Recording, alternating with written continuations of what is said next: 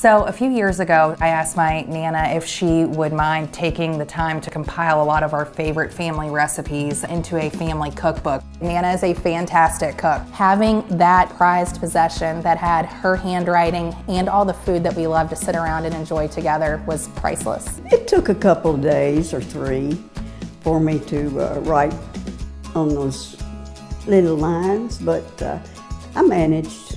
The essence of the book captures so much, I just think, love and memories that we have from Nana and Nana's mom. And we just really hope that we can continue that going forward with my own grandchildren and beyond. I think that, there is nothing better than togetherness, especially around the holidays.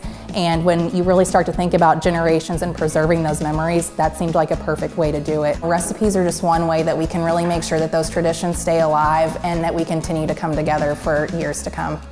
Best memories I have is when they all come through the door.